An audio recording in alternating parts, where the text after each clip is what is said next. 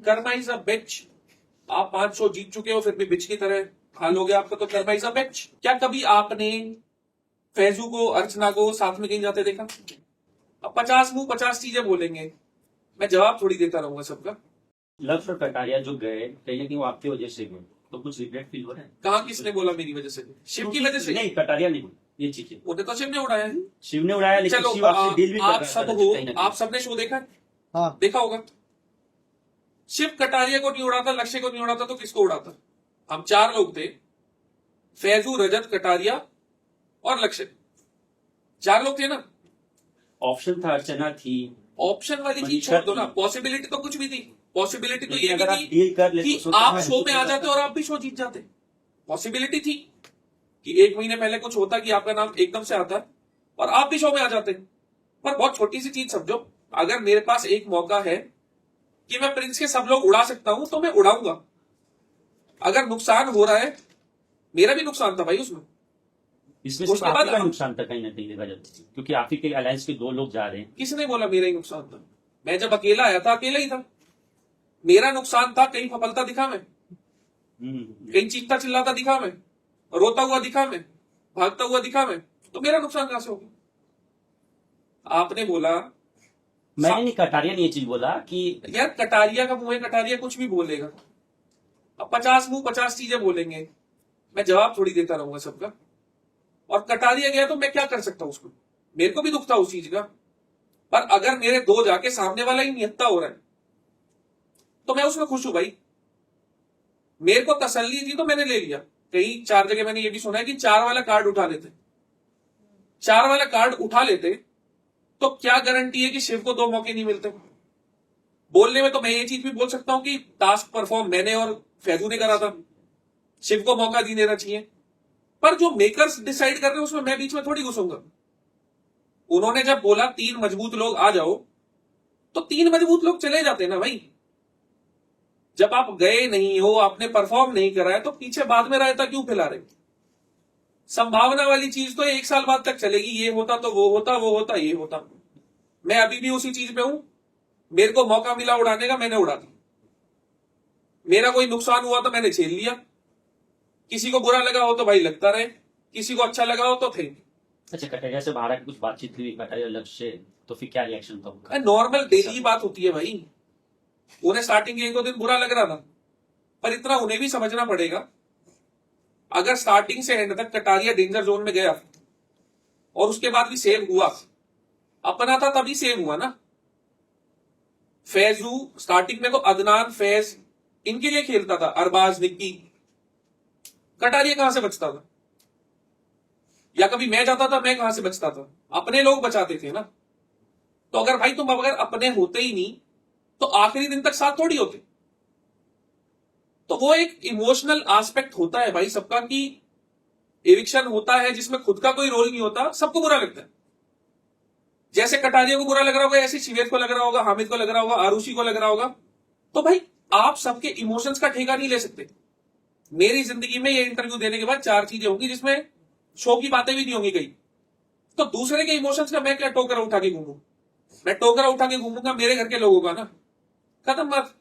पोल वाली टास्क की बात करें, जहां पर प्रिंस ने ये आपको कहा था कि तुम मेरे सामने मत आना, पर प्रिंस का ये कहना है कि पहले आपने बोला था उनको कि तुम मेरे सामने मत आना टास्क के बाद। अगर मैं आपसे बोलूं हाँ स्मोकिंग रूम में प्रिंस मेरे पैर छू के गया, तो मान थोड़ी लोगे। तो जो चीजें सामने है मैं उसके ऊपर बात कर सकता हूं। पीछे क्या हुआ क्या नहीं हुआ, मेरी कोई सेटिंग नहीं है यहाँ कोई मेकर्स के साथ कि जो काट कूट के डालता वो मेरी बंदी बैठी हो कि हाँ रजत को ऊपर दिखाएंगे। तो उसका मैं क्या बोलूं भाई? मतलब वो झूठ बोला उन्होंने? आपके सामने आई चीज? नहीं, वो इसमें तो नहीं आई आपके सामने क्या आया? कि उन्होंने कहा आपको कि तुम मेरे सामने मत खेलना। उन्होंने मेरे को बोला तू मेरे सामने मत खेलना, हाँ तो नहीं खेला ना, रख दी ना बातों पर। ये भाई देखो, पीठ पीछे बोलने वाली 4 चीजें होती हैं। हाँ आपको 1 घंटा दिखता है, 23 घंटे की चीज नहीं गिरती, नहीं गिरती ना। डेली कहीं ऐसा होता था?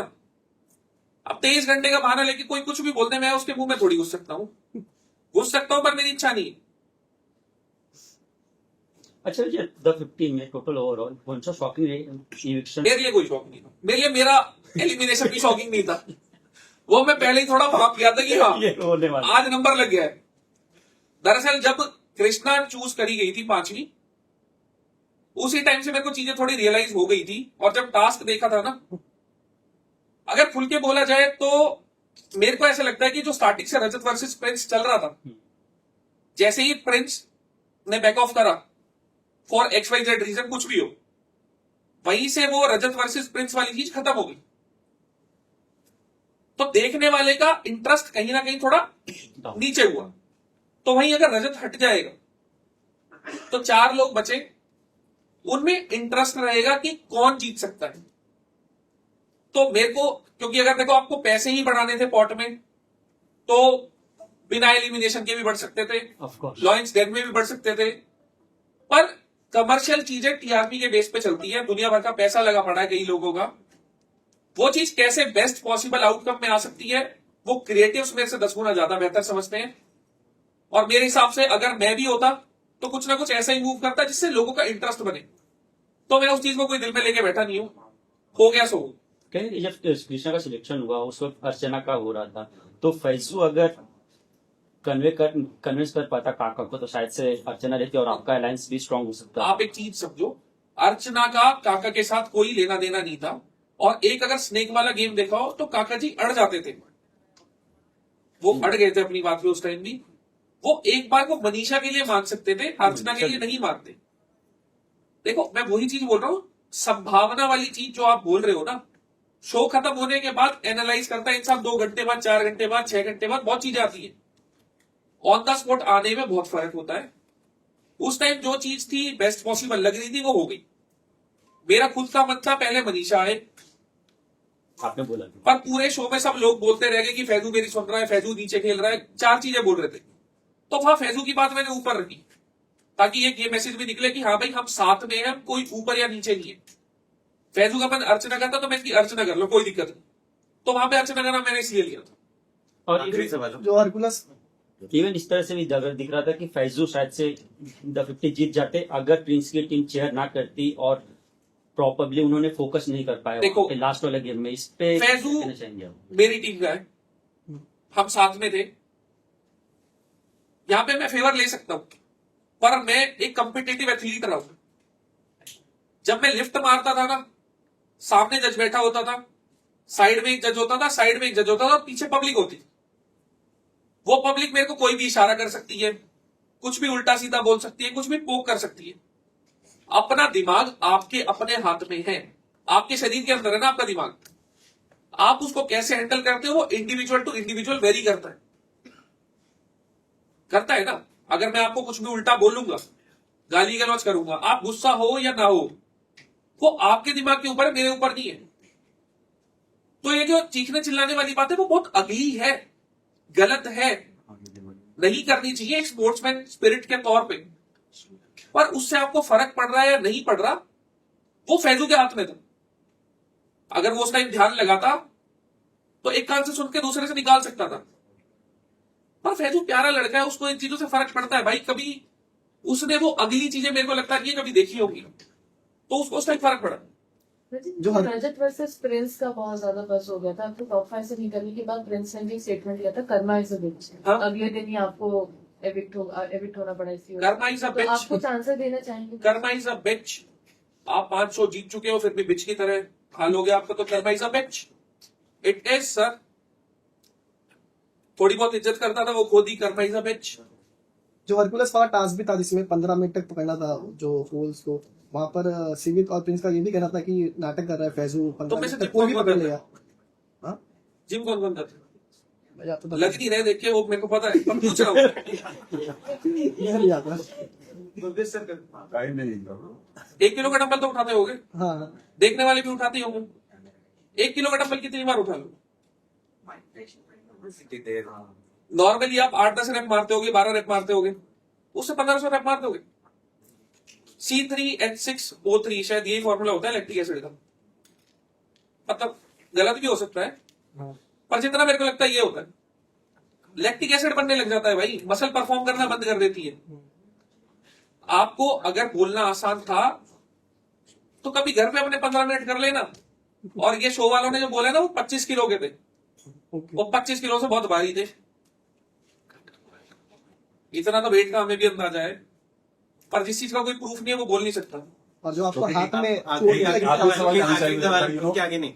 सोशल मीडिया पर जब शिव ने ट्रॉफी लिया तो सोशल मीडिया बहुत बज़ हुआ कि ये खैरात में मिला है, डिजर्विंग नहीं है। बट जब हमने शिव से बात किया था, हमने पूछा था कि आप में और शिव में कितना डिफरेंस था टाइमिंग का, तो उन्होंने बोला कि टाइमिंग दिखाया नहीं गया। हाँ। तो आपके हिसाब से क्या ये सही है? एक बार ना पानी अरेंज करा देना। जी प्यास लग रही है यार, अगर मैं कंटिन्यूसली बोल रहा हूँ जी, तो समझा। देखो मतलब आप- टाइमिंग आपको पता है, आपने देखा था, मतलब जो शिव का था और फैजू का था ना वो बहुत क्लोज था, असल में बहुत क्लोज था। कृष्णा और काका का हमें खुद से ही पता लग गया था वो बहुत पीछे थे। पर हमारे किसी के हाथ में घड़ी नहीं थी भाई, ना फोन थे। वर्बली मैं मेरे बंदे का फेवर करूंगा, दूसरी पार्टी दूसरे बंदे का फेवर करेगी। तो जिस चीज के ऊपर कोई फैक्ट ही नहीं है, बिना सिर पैर की बातें मैं क्या करूं। ट्रॉफी शिव ने उठा ली, उसके भाग्य में थी, मिल गई। रजत, इट वाज बीइंग पॉइंटेड कि आप लड़कियों को ही, तो आपके मुंह से मतलब आपके वर्डिंग्स में हम सुनना चाहेंगे what's your answer to that statement. आप 3 माइक लाए थे अभी, रोक के रखवाए ना।